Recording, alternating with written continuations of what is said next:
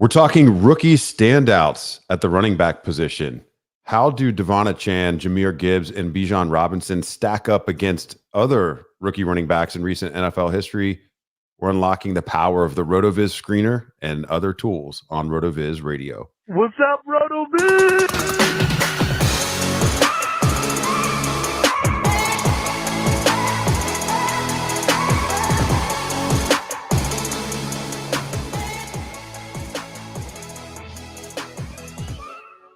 Welcome into the RotoViz Fantasy Football Podcast. I'm Curtis Patrick. I'm joined by Dave Caban. We're both wearing some beige-ish colors tonight, Dave. And we're talking about running backs, man. You know, these are, I guess maybe these could both be colors of dirt, but these are the guys doing the dirty work on the football field. And this is going to be just a great episode. We've been talking about rookie wide receivers. How did they stack up? We went through 6 of our favorite players from the 2023 rookie class. And now we're switching to the running back position. And, you know me, I'm always thinking about dynasty value and how to play that game, more so than any other format. And it's pretty exciting to have a trio of guys from this class leading the way of the next generation of dynasty studs at running back. We've got Bijan Robinson, Jahmyr Gibbs, and De'Von Achane that we're going to talk about tonight. We've got some season-long heroics. We've got some per-game heroics. What does it all mean? We're going to use the RotoViz Screener, and we're going to compare these rookie seasons to other seasons. We could go since 2000. We could go since 2010. However we want to do it. Whatever Dave's feeling like the flavor is going to be. We're going to give you the cohort that these guys stack up in, and that's going to inform what we think about them in 2024 and beyond. So I'm pumped for this one, Dave. I know you've got a favorite amongst the bunch, but it'll be exciting to switch positions because we got pretty used to looking at wide receivers over the past week or so. Yeah, it certainly will be. As I did a little bit of preliminary research, and we do want these to kind of be, like off the cuff reactions. It's just fun to see some of the different names that can get pulled in. So let's start off here, Curtis. We're going to talk about a player who is still in action that we might get to see do some fun things over the weekend, and that is Jahmyr Gibbs. So just as a reminder to anybody that has not been listening along thus far, in the RotoViz Screener, you can drop in different statistics, tweak some parameters. In this case, what we're doing is setting things up so that we're going to find players in their rookie season at the running back position that produce similar type of stats to the player in question, get that query results, and then Curtis and I are going to kind of break down what we think that might mean. So if we start with Jahmyr Gibbs, we look for rookie running backs. In year one, we're going to let this thing go back all the way to 2000, Curtis. Look at attempts, yards, touchdowns, then also receiving targets, receiving yards, receiving touchdowns.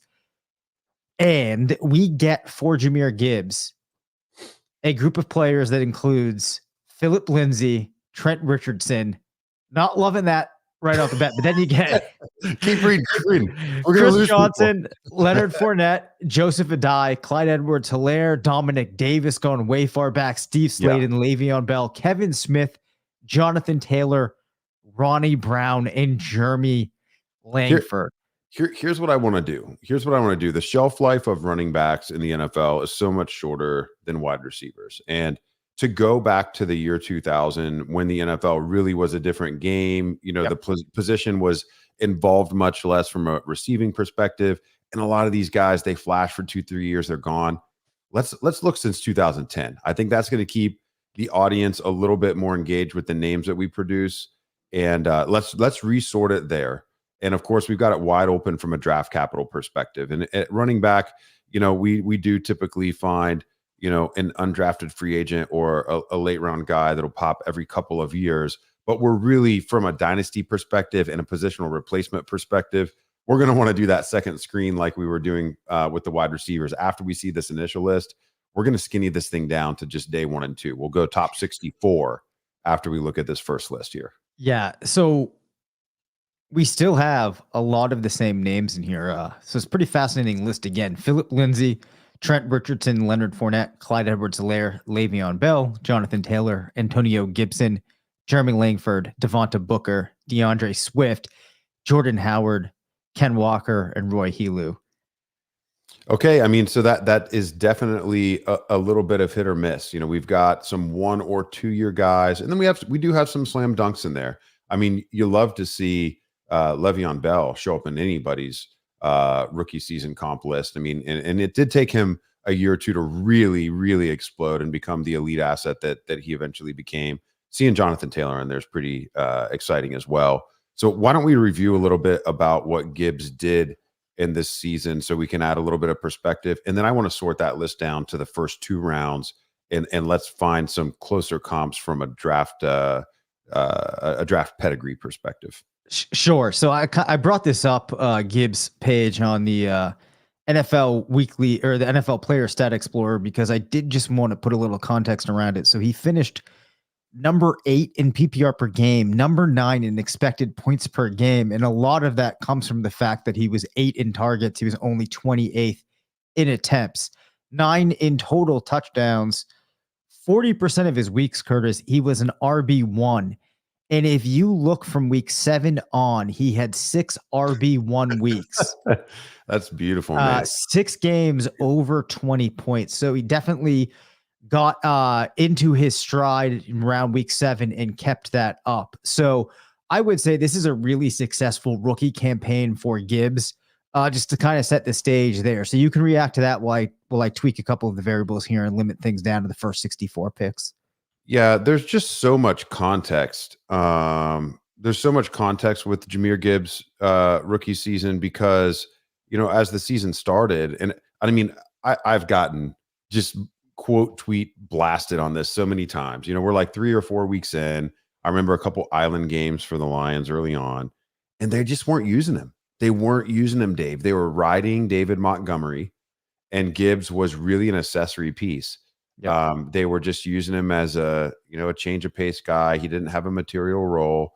And I put a tweet out there that was something like, if this is the full plan for Gibbs, this was a wasted pick, spending an early first round pick on him. And people are still drumming that back up because they can't read the full tweet.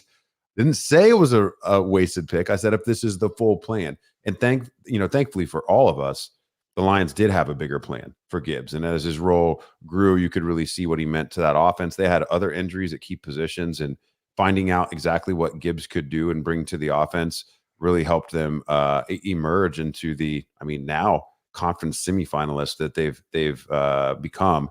One more note on that. I mentioned David Montgomery, and, Gibbs only got 3 games to himself without Monty. And there were 12 games where they shared the backfield. It is interesting to see that 3 of those blow-up games were the games where Montgomery wasn't playing. And so Gibbs averaged almost 23 PPR per game without Montgomery in the lineup, and he averaged about 14.8 in games with Montgomery. If we want to look a little bit more toward the back half of the season, once his role is a little bit more defined, let's see, I'll drag it to week 9. All of a sudden now we see that it's 16 points per game either way. And so that the way that you set up queries is important as you're doing some research, in our tools, looking at back half of the season with and without Monty. He's a 280, PPR point running back either way at this point. So exciting year, dominant year. The last thing that I'll add, I was doing some RotoViz Screener research on my own here with these running backs. I'm going to call these things out. Jahmyr Gibbs, Dave, 8th most PPR points by a rookie running back since 2010, as we look at those backs drafted on day 1 or in round 2. So I want to go back to the screener and have you sort just by top 64 picks. We really see a lot of the quality with the draft pedigree and the running back position in particular. So let's resort here and see what names we get that way. Sure. And we had a really good comment come in too, which we'll do a little bit of a pop into another tool here in a second. Or actually, since you just brought it up, I will. If you look at running backs, can you read off that comment here, Curtis, while I cue this up? Sure. Yeah. Al Paul says Gibbs' amount of red zone touches, which was much higher than expected this year. Yeah. I'll have to go back to his Stat Explorer page and see how many touchdowns he ended up scoring. He did have some explosive plays as well. He had 10 rushing touchdowns and a receiving touchdown. I'll pull up that red zone stat here in a minute. But yeah, when I think it was a blessing that Montgomery went out, because you really found out all the things that Gibbs could do. You know, I wonder how his role would have really evolved, or if it would have evolved. If Montgomery never goes down, is he just the pass catching back and they don't really find out that they can ride him? Because now he's very much a focal point of the offense. So that's a great comment there, Paul. Yeah. So if we pull this up and we look at green zone touches, which is comes from the Stealing Signals tool inspired by Ben Gretsch's, great work that he does with stealing signals. These are touches within the 10. Within 10 yards, Gibbs comes out just behind guys like Esteller, Pacheco, Swift. Probably it looks like he's somewhere in the top 12 there, which I definitely think is notable. Then on top of that, if you add in the targets, he finishes somewhere around 8th or 9th in high value touches. So certainly it was quite a boon to see that type of work for him this season. Yeah, and the other guys that were in front of him there, half those guys had the backfields to themselves. Yes. So actually even more than them did. CMC, that was really a single backfield. Kamara, once he came back, that was his backfield. Joe Mixon, that was his backfield. Breece Hall, that was largely his backfield. Tony Pollard, that was his backfield. Rashad White, that was his backfield. Actually, looking at this entire list, all these guys were bona fide alphas dominating touch share in their offense, and then you get Gibbs. So, that is pretty interesting. Thanks for the comment there, Al. Yes. So I've narrowed down the parameters here in our similarity search. We're looking at players that went between 1 and 64 for running backs from 2010 to present day. When we do that, you still get Trent Richardson, Leonard Fournette, Clyde Edwards-Helaire is in there, Le'Veon Bell, Jonathan Taylor, DeAndre Swift, Kenneth Walker, TJ Hill, Yeldon, Jeremy Hill, Bijan, Nick Chubb, Javonte Williams, J.K. Dobbins, Javid Best, Giovanni Bernard, Joe Mixon, Todd Gurley, Kerryon Johnson. I read off all of the names there because what I wanted to highlight here was that change really strengthened the entirety of that list. This is a really solid group of backs. Yeah, it really is. In terms of just turning up, bust after that rookie season, Trent Richardson held on to some dynasty value, but he quickly went downhill. Cleveland traded him, I think, after that first year. And then Clyde Edwards-Helaire, obviously we know that he has fallen off. And TJ Yeldon didn't have quite the same draft capital. He kind of hung around and had a role. All these other guys, save for maybe Kenneth Walker, you're talking RB1, fantasy type seasons, and in some cases multiple RB1 seasons. And I think, as we project this forward to 2024, Jahmyr Gibbs, even in PPR settings, if it's not a mandatory start 3 wide receiver situation, I would expect him to flirt with that round 1, round 2, draft ADP and best ball for redraft next year. And then, in Dynasty, it's basically, him and Breece Hall and, maybe for some people, Bijan, he's in that top 3 in terms of top 3 running backs in Dynasty. So fantastic season for Gibbs. Love that, Detroit is on the rise here and that they don't really have to wear him out. You do have kind of a situation there were so many comparisons of Gibbs to Alvin Kamara in the evaluation process. And now that it looks like the Lions kind of have an Ingram Kamara thing going here that could hang on for a couple of years. So just love this situation. Yeah. So, you start talking about Bijan there. And one of the pieces that we're going to have to think about here is what's going to happen with that team, with the coaching staff, what happens at quarterback. But I think that let's just kind of level set here, look at what happened, the comps, and then maybe we can have a conversation. It's probably going to be in a future episode, once we have some more intel there.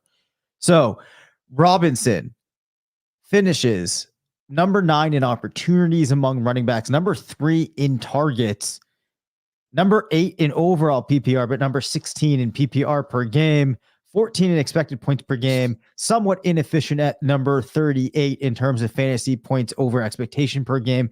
But as I mentioned before, it's rare that you see players that's super sticky with. So listeners, be careful about trying to extract that and take it forward.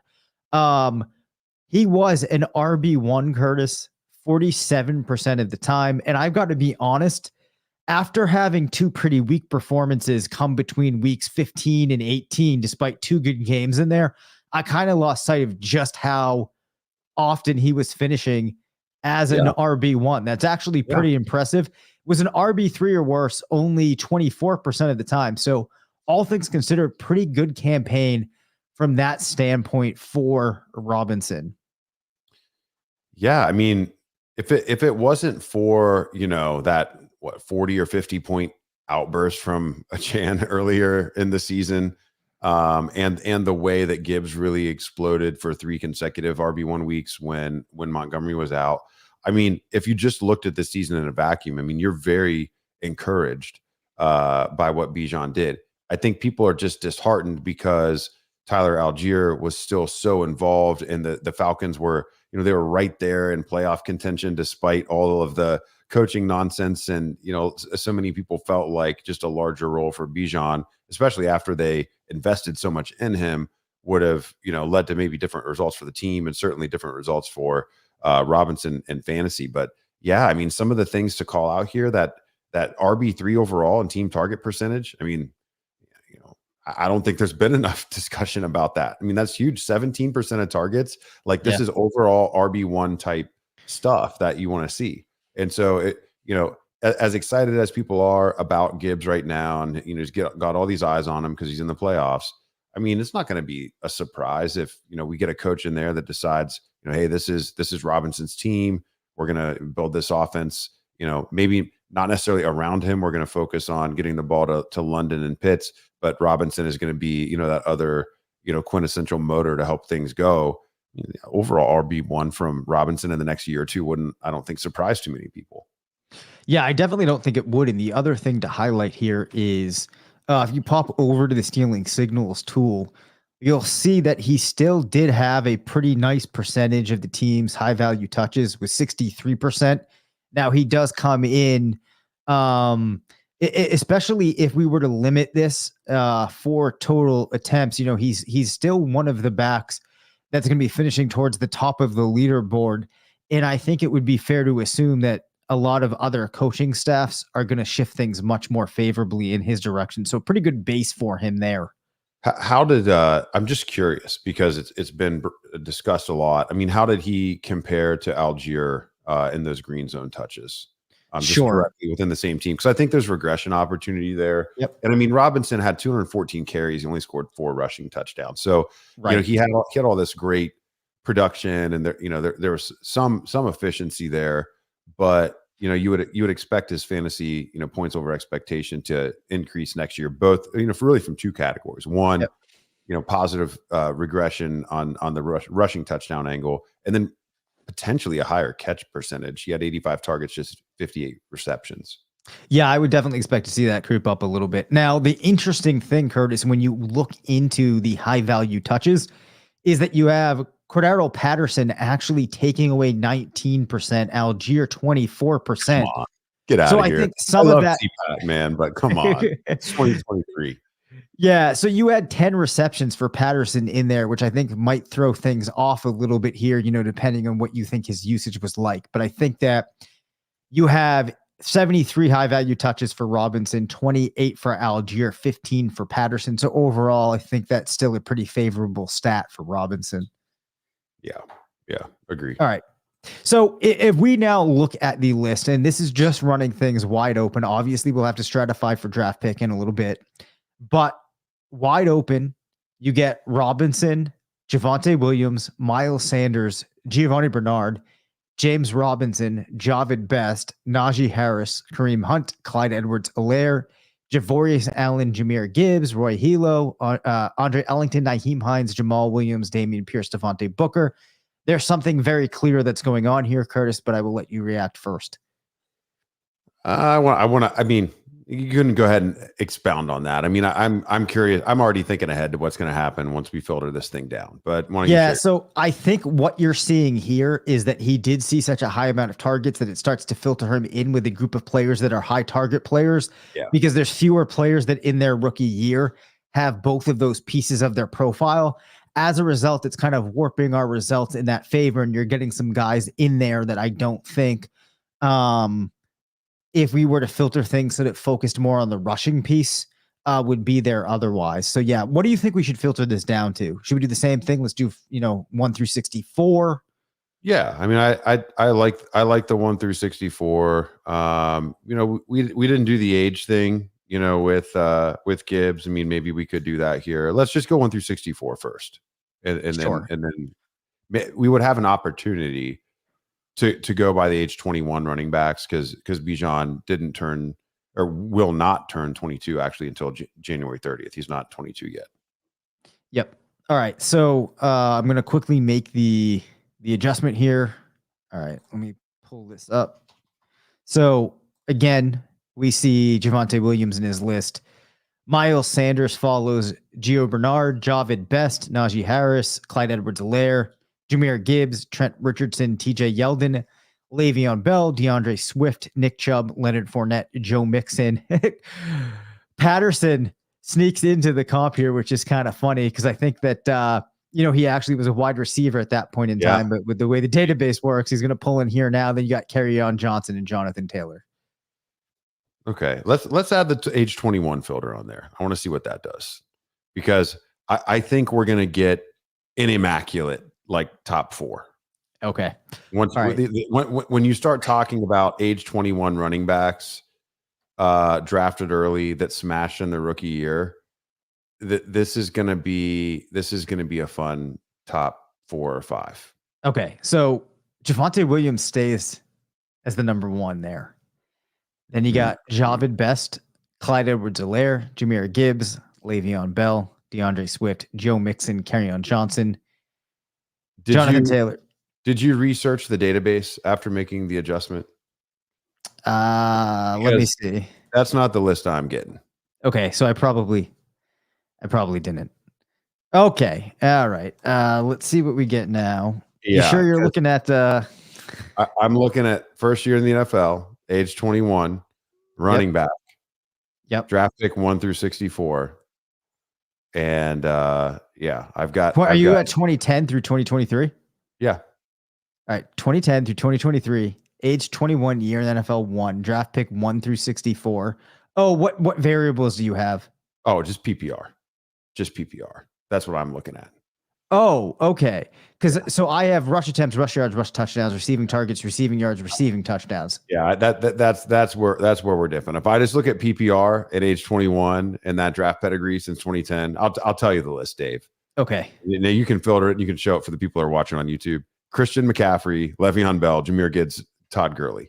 so I mean, the age 21 guys that smashed, I mean, that's just as good of a list as you can get. All the, and CMC and Le'Veon and Gurley, I mean, they just went on to be, amongst the best players at the position over the past 15 years. And so that's a favorable sim list, both for Bijan and for Jahmyr. Okay, so I think then let me just put this context around it. So then what we're doing there is basically just noting the fact that when a player has landed in this echelon of PPR as a rookie at age 21, that tends to foretell of sustained success and superstar type of potential. Yeah, because I mean, even if you go a little bit lower, I mean, Javonte's in there, and then if you just throw him out and Javid Best because of injury, which would be totally fair. As you go deeper, the next 3 names are Jonathan Taylor, DeAndre Swift, and Josh Jacobs. Yep. So, I mean, you're still getting quality even as you go down, but you absolutely hit the nuts with CMC and Lev Bell and Todd Gurley there amongst the top 5. So, and I guess that's interesting. The piece to add on that too, or I guess the question would be, did Robinson enter the NFL with the same type of profile as those players, with as much hype as much potential? And I think that the answer would be many people felt that he did. Sure. Yeah. I mean, I think there was as much excitement about Bijan as there was for McCaffrey and Gurley. I mean, there was more excitement about Bijan than there was for Lev Bell. I mean, Lev Bell shocked everyone. I mean, he trimmed down after he entered the league, and he totally reinvented himself after his rookie season. So I would put Bijan from a rookie profile perspective right up there with those other guys, and even above Gibbs, obviously, in terms of excitement and appeal. So it's difficult because the recency bias is going to put everyone on Gibbs, but these guys still probably need to be neck and neck as we project it forward. I do want to talk about De'Von Achane because he is going to be more interesting because we didn't get a very great sample size. We only got about a half season's worth of games. And he also happened to play with a 31-year-old running back that managed 20+ touchdowns this year. He scored more touchdowns this season than he did in his career up until this point. So, oh my gosh, we're gonna have to project a little bit more there. But hopefully we can find some nuggets of players who started slow and then exploded after the rookie season with Achane. Sure. So just to level set again here, I'm gonna pop into the player stat explorer on a points per game basis. He finished number 5. He was number 2 in yards per carry. Number 1 in fantasy points over expectation per game. That's probably going to happen when you have a 51.3 point game in there and you're an RB1 45% of weeks. 4 touchdowns will do that, right? Yeah, so that will tend to help you out in efficiency metrics. Yeah. So, an RB2 also in 18% of weeks. Played 11 games, went over 20 points, Curtis, in 5 of them. So if we pop over to the screener, we reset things. We look at the same things we were looking at prior, and we search the database. When I pull up Achane, we're probably going to see some good names in here. Now, keep in mind, I'm not including the PPR. But we do get a very different list of guys here. So you got Carlos Williams, Devin Singletary, Jamal Williams, Nick Chubb, Jalen Richard, Javonte Williams, Jalen Samuels, Austin Eckler, Jeremy Langford, Kerryon Johnson, DeAndre Swift, Breece Hall, David Johnson, Ryan Matthews, Jaleel McLaughlin, David Montgomery. So this is a bit of a mixed bag here. It's a mixed bag, but I mean, we're getting year-end stuff here still, right? Like if we can we go per game? Do we have that ability? Yes, sir. So now, I can flip this to per game, search the database. I think we need to do that with Achane. Missing half the season. I mean, all the names that we're bringing up are guys who, in many cases matched or, approximated his stats, but playing double the games. Yes, certainly. All right. When we do that, dude, Philip Lindsay just wants to keep showing up today. You got Jonathan Taylor. He was an exciting rookie. Yeah, he was. Nowhere. Yeah. Jonathan Taylor, Philip Lindsay, Javonte Williams, Devin Singletary, Breece Hall, DeAndre Swift, Jahmyr Gibbs. This is the James Robinson. Yep. Antonio Gibson, David Johnson, Leonard Fournette, Kareem Hunt, Bijan Robinson, Carlos Williams. That's really fun. You are getting some, we're getting some UFAs and some late rounders in there, which is interesting. And we have backs of all different shapes and sizes showing up here too. Yep. Now the fun thing with Achane will be, he was a 3rd round pick. So we still got day 2, but why don't we expand to top 100 picks here, just to keep it around. All right. And see, we're going to lose David Johnson. We're going to lose Lindsay. I wonder what it does to the quality of the list here. Yep. All right. So making those adjustments. Oh no, Johnson was the 3rd rounder. I had 4th in my head. He was a 3rd rounder. He's still going to I can't remember being so excited about him. And also just a random name I'm going to toss out. I forget if it was the same class, but Lorenzo Talafiero was in one of those classes, got drafted by the Ravens. I just wanted it to happen so badly. Anyway, you got Achane followed by Jonathan Taylor, DeAndre Swift, Breece Hall, Javonte Williams, Devin Singletary, Jahmyr Gibbs, David Johnson, Kareem Hunt, Antonio Gibson, and Leonard Fournette, Bijan Robinson, Kerryon Johnson, Trent Richardson. Now, we didn't get CMC or Gurley in there, But I mean, this might be, and now we're sort of per game, which and again, this is just us adjusting for things the computer doesn't know, right? I mean, we're choosing to sort by, a per game basis here, but this may be the cleanest list that we've seen of the three even. It's a pretty clean list here. Yeah, it really is. The takeaway that I kind of have from going down this list too is that there's a lot of dynamic players in this list, and I kind of think that's the way that I think of Achane when I do think about him. When you have guys like Breece Hall in there, I think DeAndre Swift has shown some of that. David Johnson certainly did.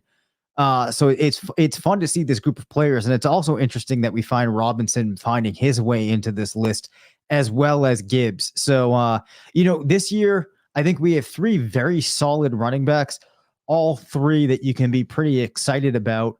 The thing that we're going to have to do some thinking about right now, and I want us to talk about a little bit, Curtis, is if we think about the dynasty shelf life of these players, is there one that stands out from the others in either direction? One being a player that you think, given what we know, would seem like the type of player that's going to have less use, less of a useful life in dynasty, or one of the guys perhaps looks like a profile where he's going to have more. Are we kind of all in that same territory, given what we know at this point?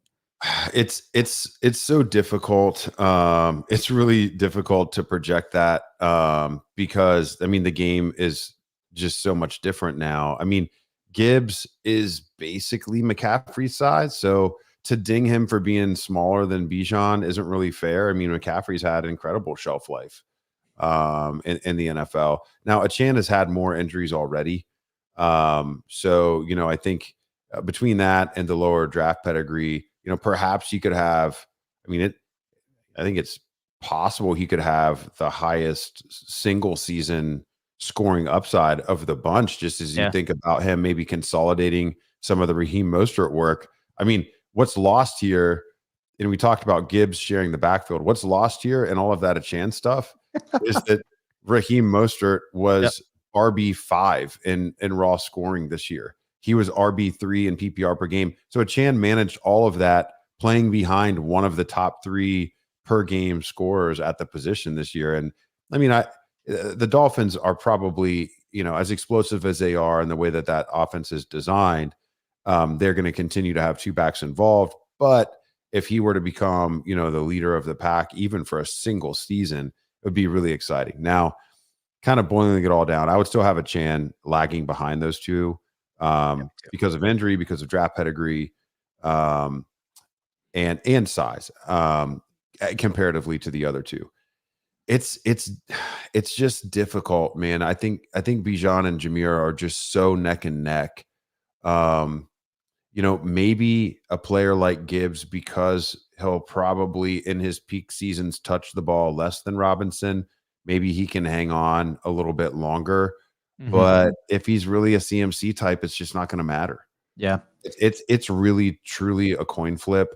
Right now, the Lions seem to be a smarter organization and know how to manage and develop their talent. So maybe you lean that way just a little bit, but that could change if the Falcons get, a nice staff in there and somebody who knows what they're doing. And, they're still interviewing coaches. I mean, they didn't sign Belichick yet. I mean, Vrabel's in town in the last couple of days. They're still hunting. So I'll go just ever so slightly with Gibbs right now, but there's not much conviction there. I will say Achane's the distant third. Sure.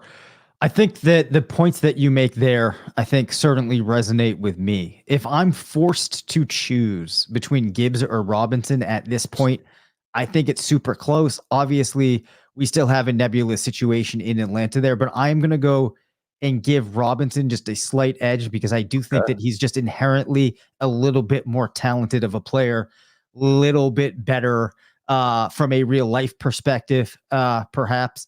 Of course, I could be wrong on that, but going off of what I think that I have, come to know at this point, that's how I would kind of break this tie. But I think the larger takeaway here is that if you are in a dynasty startup, these are some of the guys that you have to be thinking about going after, right away. Yeah. I mean, functionally, you're just trying to, I mean, you're just trying to trade back. They're both on the clock. You just try to trade back one spot. I mean, if they're both available when you're picking. So that'll be fun. I can't wait to do some dynasty startups over on myffpc.com. We're going to do some RotoViz Triflex startups here pretty soon. And Dave, I just learned that they're going to be doing some live high stakes dynasty startups in Vegas. I read that. And so what say you? Maybe we plan on going out there and doing that. That'd be pretty fun. Yeah, I would definitely be down for that. That would be a lot of fun. Would be a lot of fun. Yeah. All right. I want to pose this one more way. You asked about the dynasty. Who of these players? I'm going to assume Bijan and Jahmyr. I'm gonna put them both as first round ADP next year. And I'm gonna put Achane probably in the mid second round. I'm gonna forecast. Okay. So knowing that, who do you see yourself owning more of in your best ball portfolio next year? So wait, I'm sorry. Is this dynasty or best or no, just single year? So now we're just talking single year or redraft. Okay, single year. You're going to probably draft 200 teams plus, right? Probably 500 plus. Yeah. But which back are you going to own the most of? Assuming first round ADPs for Gibbs and Robinson and a second round ADP for Achane. I think that my answer there is. I'd probably own fairly equal shares of Gibbs and Robinson, but I know that's not a fun way to answer the question. I think that next year, if I'm forced to do it right now, I'm going to say that I'm going to own more of Robinson. Okay. That's going to be fun. Yeah, that's going to be fun. And we're going to find out soon because we got never too early best ball already starting. The way it's really going to work functionally here is that I feel like what's going to happen is depending on where they're going, basically any chance that I can get them at ADP is when I'm going to be drafting them.